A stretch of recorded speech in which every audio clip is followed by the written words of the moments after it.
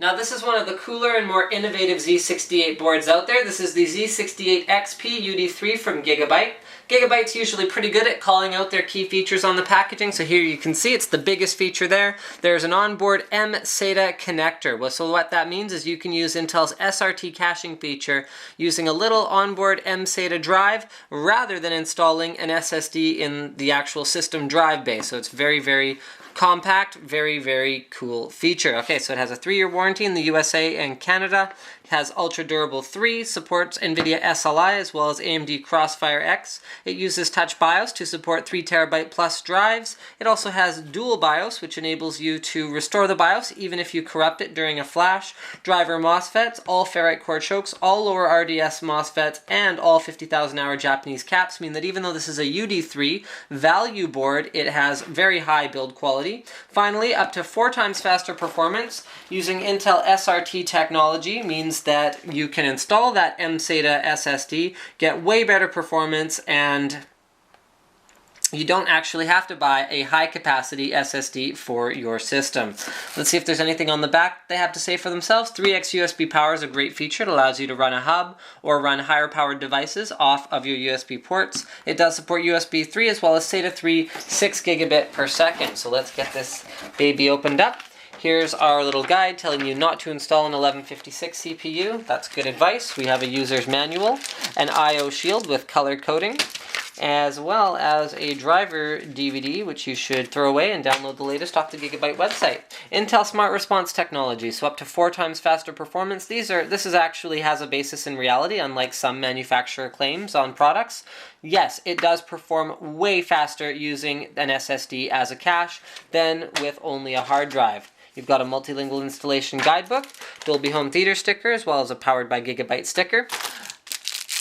An SLI connector, black, flexible, my favorite kind, as well as 2 straight and 2 right angle SATA 3 6 gigabit per second cables.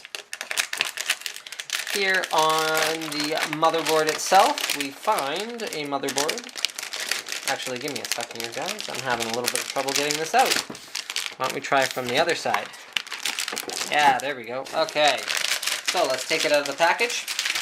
Now, this is a value-oriented board, but high build quality and good features mean that you can actually build a very, very decent system around something like this. Throw a 2500K in there. Oh, give me a sec. Throw 8 gigs of RAM in there, throw a GTX 560 or an HT 6870, something along those lines. You've got a very potent little gaming system. So here you can see the power design is a 6+1 phase power. We've also got a nice little MOSFET cooling heatsink up here. In terms of the overall layout, it's pretty standard. You got your LGA 1155 socket supporting Core i3, i5, and i7 processors. You got your 8-pin power in its ideal location up at the top left edge. You've got support for dual-channel DDR3 memory. These are clearly color-coded, so you won't install them in the wrong slots. Your 24-pin power is along the right-hand edge in its also ideal location. We have 8 SATA ports. Okay, so these guys are running off a third-party chipset. Those are SATA 3 6 gigabit per second ports. These are running off the Intel chipset, all 6 of these. The white ones are SATA 3 6 gigabit per second, and the blue ones are SATA 2 3 gigabits per second. And apparently SATA port 5 will be disabled when the Sata slot is in use. So those are wired up to the same port on the chipset itself in all likelihood. Here's your front panel connectors. Here's your front USB 3. There's the front powered USB 2, so that can be used to charge tablets even, high-powered devices. We have 2 more front USB headers, front FireWire, as well as a front audio header.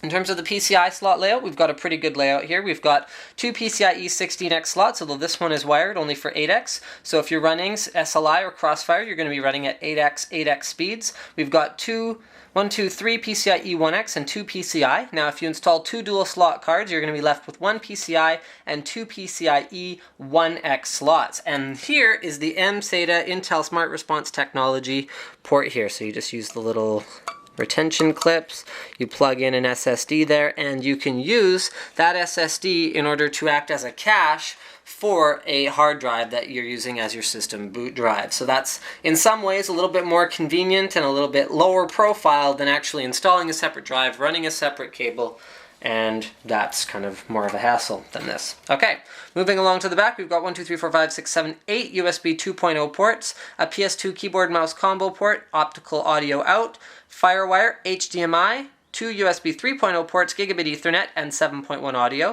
Now this HDMI port is very useful because you can use it in order to run Lucid Virtue, which means you can use the onboard video on your CPU for things like transcoding and use the dedicated graphics installed down here for your gaming needs. Now, the fan headers on this particular motherboard, we've got our CPU 4-pin PWM up here, we've got a 3-pin right here, we've got a 3-pin here, a 4-pin PWM down here, and that's pretty much it. This is a value board, so you tend to see a little bit less in terms of things like fan headers. Don't forget to check out to subscribe to my channel for more unboxings, reviews, and other computer videos. Thanks for watching Linus Tech Tips.